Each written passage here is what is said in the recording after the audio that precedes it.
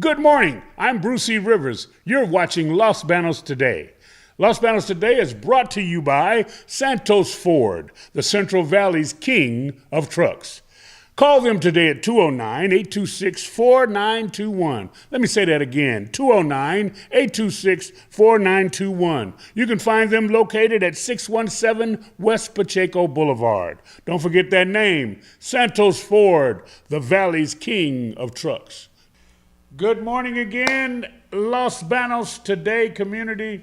I'm Bruce E. Rivers. I'm your host for the morning show, and in our continuing effort to alert people to what's going on, who we are, how we're doing it, Los Banos Today is your show today about what's going on in Los Banos today.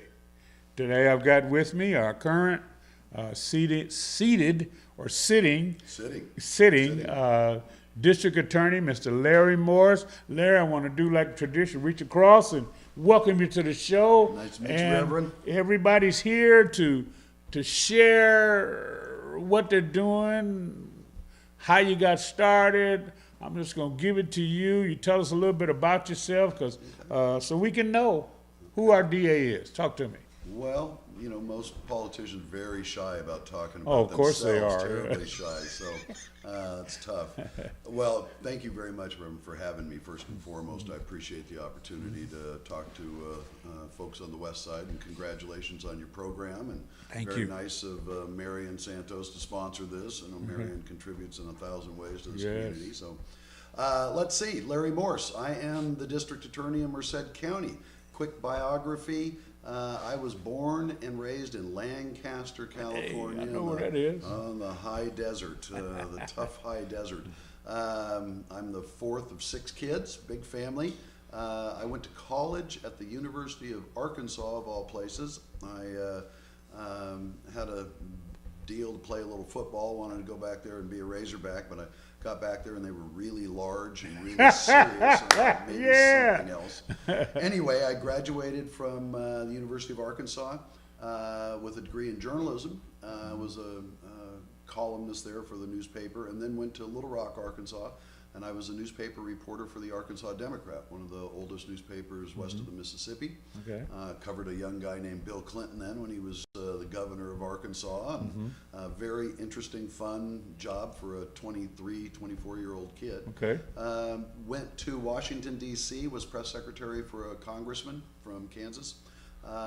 Came back to California, went to law school at night at McGeorge in Sacramento. I was editor of a chain of newspapers for senior citizens for the first 2 years I was in law school, and then I was hired in the California legislature, and I worked 6 years there as a legislative director for a state senator. I came to Merced. My family's been in Merced since 1976. Okay. My dad and my brothers had a law firm there. Anyway, I went to the district attorney's office, was hired as a deputy district attorney. Worked 4 or 5 years as a deputy, was promoted to chief deputy, and in 2006 I was elected district attorney. So that's the quick biography. My wife and I are the parents of 3 now grown men, you know. Right. 19, 21, and 27-year-old, what used to be boys and now are men. Wow. So that's our story. Have you went past the grandpa thing yet? You made it? Just have gotten to be a grandpa. Hey. So, yeah, I know.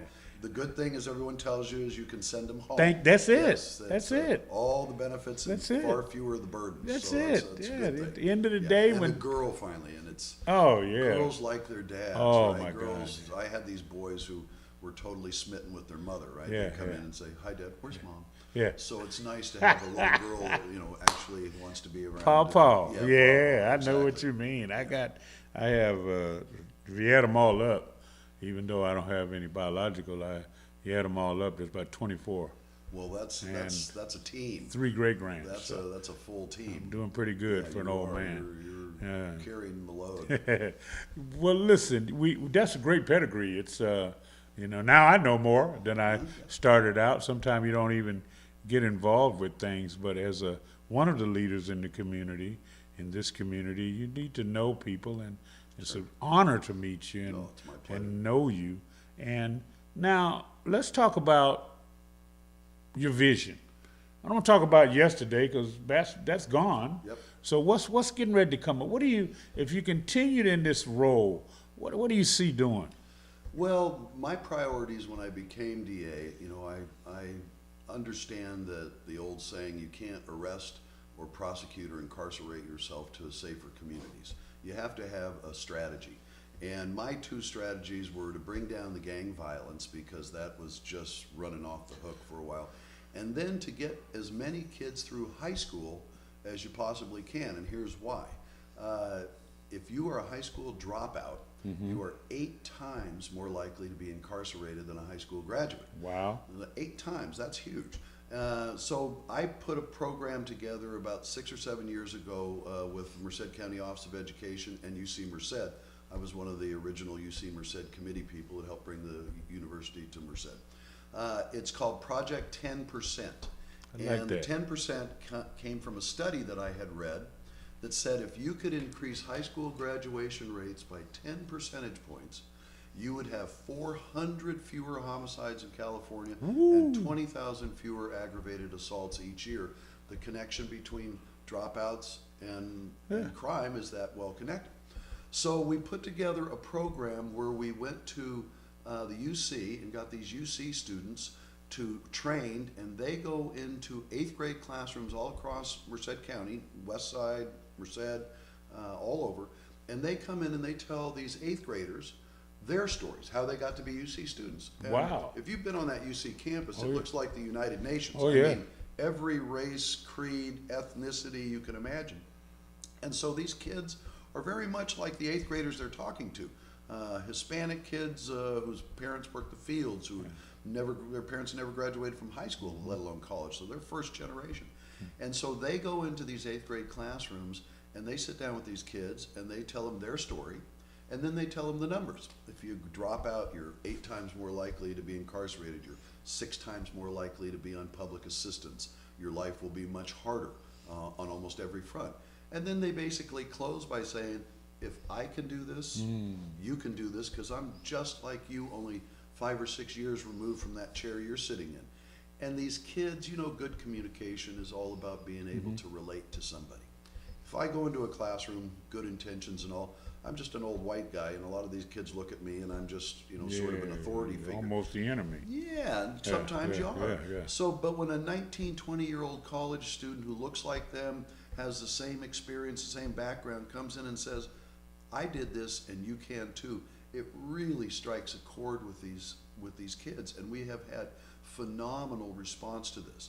And I'm very pleased to say we have worked over the last several years, and we have brought the high school graduation rate up. Last year it was 90%, which is the highest in Merced County history. So we're very proud of that, and for the long-term public safety of Merced, that's the best thing we can do. The very best thing we can do, I can do as DA, isn't put more people in jail or prison. It's work to get as many kids through high school as I can. It's good for public safety, and it's good for the economy.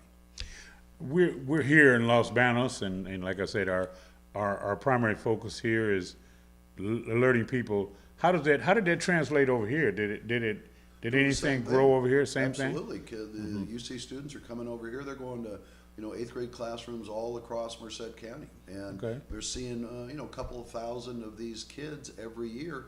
And these kids, I remember the first time I worked with the superintendent of Merced County Office of Education, UC, and a number of other community leaders in putting this program together. And the first time we did one of these programs, these presentations, we asked these kids to do a little review of the presentation when it's done. And when we got these back and sat down and started going through them, I mean, several of us got tears in our eyes because these kids wrote, I never thought I could go to college. Nobody ever told me that I could be a college student. This makes me want to, work harder and make sure I get through high school, and the kind of things that let you know you're on the right track. So that has been one priority, and the other priority, as I said, was bringing down the gang violence. And we've done that by, a couple of years ago, we created an intelligence unit. Adam Gray, the assemblyman, I went to him with an idea. I had of creating an intelligence unit attached to the DA's office to monitor the gang activity in Merced County, do a more effective job of doing that. We were in Merced County averaging 27 homicides a year from 2005 to 2015, and from 2013 to 2015 we'd hit 30 a year. And that's just intolerable, and we can't allow that to become the new normal, and most of these were gang-related homicides. So I sat down and thought, you know what, I worked in the legislature, I know how it operates. Maybe we can get the legislature to sponsor a pilot program to create this gang intelligence program. And owing largely to the talent and ability of Assemblyman Gray, he not only got $4.5 million through the legislature, he got Governor Brown to sign it. So we hired 6 intelligence analysts, military intelligence background, civilian intelligence background, not cops, and their job is to monitor all the activities that's going on with the different gang elements in Merced County. In the last 2 years, we have reduced the homicide rate in half. Merced County has knocked its homicide rate. Thank you. We're very, very proud of it.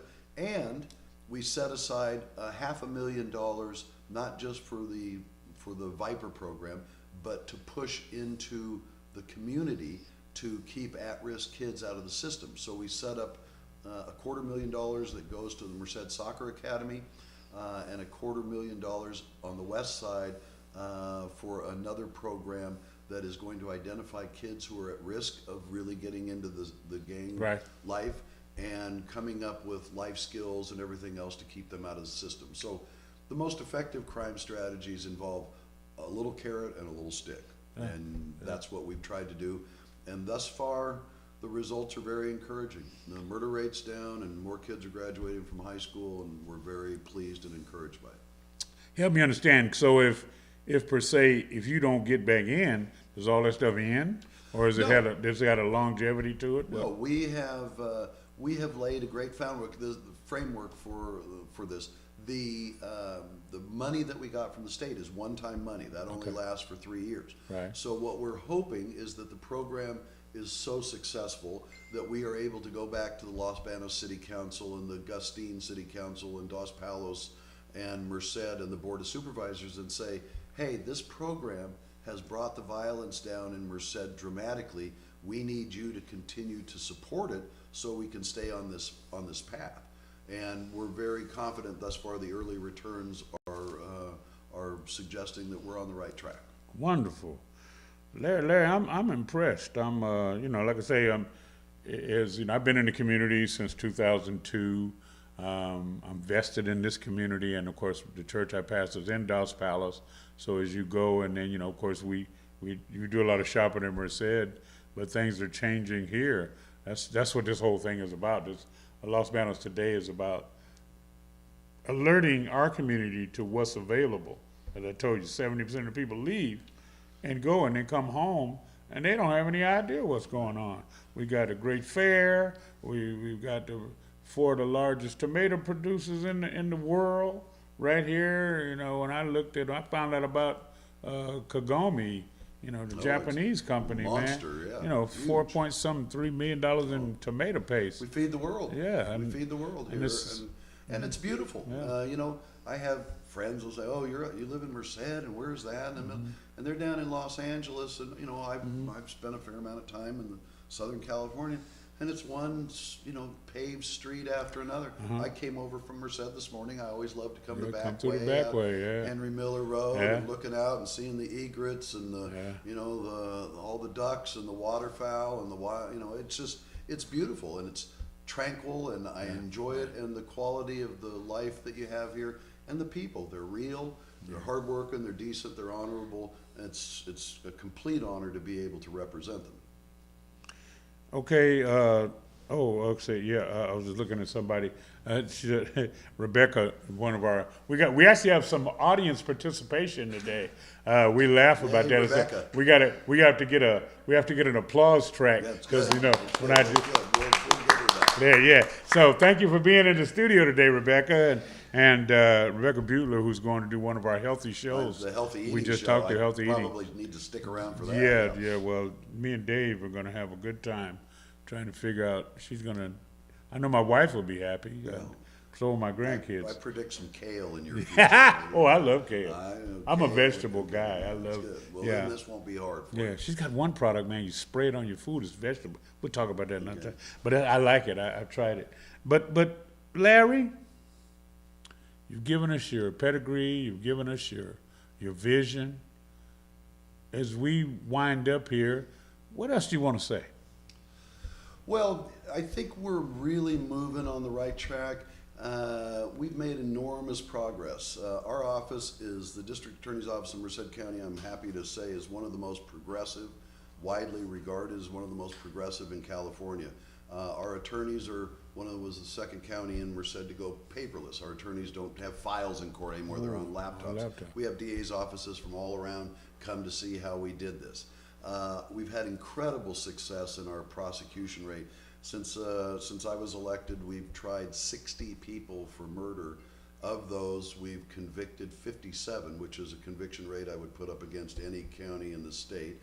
And I still try cases. I've done 10% of those 60 myself, including getting a death penalty for the gang member who killed Merced police officer Stephon Gray. Stephon Gray, yeah. I tried that case myself. I continue to try cases. I think it's important to lead from the front. I've tried more murder cases than any prosecutor in Merced County. You know, I love this community. I love the things that we've achieved in the office. I don't think public safety is something you can gamble with, and with all due respect to the nice woman who's running against me, she just doesn't have the same degree of experience. And I would like to make one, because I saw the interview that you did with her, and Kim's a nice person. She used to work for me. Right. She said there was a comment about our rejecting filing from police officers. It was simply inaccurate. It's just not true. Merced Police Department, for example, of all the cases we get from them, we reject 8%. We had 4,200, I think, that came over, and I think we rejected 300 or 400. And reject isn't always accurate, because a lot of times it'll say a rejection, but we send it back for more work. Hey, you need to interview this person. We're not comfortable filing this right now. You need to do some follow-up. You need to get a statement from this person or whatever. So our office, I am so honored to lead the men and women in our office, and they do just an incredible job. They're some of the most dedicated, hardworking people that you will ever meet. And I'm very proud to have the support of them in this office. We know what we're doing. We're making a difference, and I'm happy to continue. And I believe we've earned the right to continue working in the direction that we are. Some of my favorite shows, of course, Law and Order, SVU, and Contempt. I just like the crime drama stuff because I'm not in it. I don't watch very many of them. You're real critical. Oh, that's not how it goes. Oh, not us. Yeah, and I can understand that. My daughter graduated jurisprudence from Santa Clara. Oh, congratulations! And she's considering it's a very good school. She went Santa Cruz, then Santa Clara. Well, so she's done well. She's considering doing the bar. She had my oldest daughter. She had a master plan. I'm gonna get married, have this many kids, graduate from law school. When the kids get here, then I'm gonna take the bar. Good. And so I have no doubt she'll pass it on the first try. We'll send her she's over. Very dedicated. Send her over to Merced. We'll bring her on. I'm so hip. I tell you, she's a matter of fact. The kid that came in, that's her husband. Oh, that's yeah. The one my who didn't son. say hello to the you. one didn't say hello to me. You're gonna hear about that later. later. You'll hear about that right now. You're gonna hear about it. But Larry, thank you for being here. How do we contact you? Do we contact you? Do we go through the office? What's the prescribed way? Let's see. Morse for DA, I think, is our website, and for my campaign. Okay. And anyone who has any questions. We have an office on the west side, as you know, it's run by Chief Deputy Hal Nutt. Okay. Anyone who needs to call, my cell number is 564-2134. Somebody wants to get in touch with me, they can call me. I live downtown, Merced. I have people stop by my house, every week and want to talk to me about something. That's one of the fun things about the job. Access. You got to be accessible to people. Access. And so, no, if people have questions or concerns about anything, call our office. We work for the public. I tell my attorneys all the time, taxpayers pay our salary. We owe them, we're responsive to them, and we need to make sure that they feel like they are, being treated properly. Ladies and gentlemen, this is what you get at Los Banos today. I tell you get it today. This is Larry Morse. He's our sitting DA, running again. We give you the information. You do your due diligence. See what's going on. I mean, this has never happened before, where they can come in and talk to you live. Now, you could have called in at 831-333-6620. You can call in later, but I should have did that first. It's still new. We just had our first call in literally yesterday. Okay, we went live, and we had 2 or 3 today. So we're growing this. This our beta test, I guess. Yeah. We're beta testing a lot of stuff. It's a great Larry, program. thank you for coming in, man. Reverend, my And pleasure. you can Thank you always for come having me. back. Thank you. I Anything appreciate going it. on, Absolutely. we doing the police blogs and Absolutely. anything you need any help. Like I say, Fresno might not get here, but Los Banos today is here. That's good. Bring your police chief on. You got a great police chief. Oh yeah, Gary we're working Gracie. on him. Gary, Yeah. Gary is doing a great job. Yes. He's endorsed me, and Yes. I'm happy to work and have his support. He does a great job over here. The Oh, he's city is very blessed to have Wonderful, Gary. wonderful young guy. We were just teasing him last today, but they did the canned food drive, and him and the mayor had to shave their head. Oh, That's why I got the shaved head Yes. thing with him. Well, if everybody had a head of hair like Gary's, they Yeah, would bat an eye about yeah, shaving. it grows their head. back, So, yeah. he knows. Yeah, that. like I So, say, I'm not worried about mine. no, Mine will yours- grow back, yours you know. looks like it's going to come back pretty quickly too. So, I have to get a haircut every 2 yeah, weeks, yeah, it's- or I look like the 70s afro. But Larry, once again, thank you. We My can't pleasure. say enough Thanks for for having you me. stopping by and sharing with the constituents at Los Banos today. God bless you.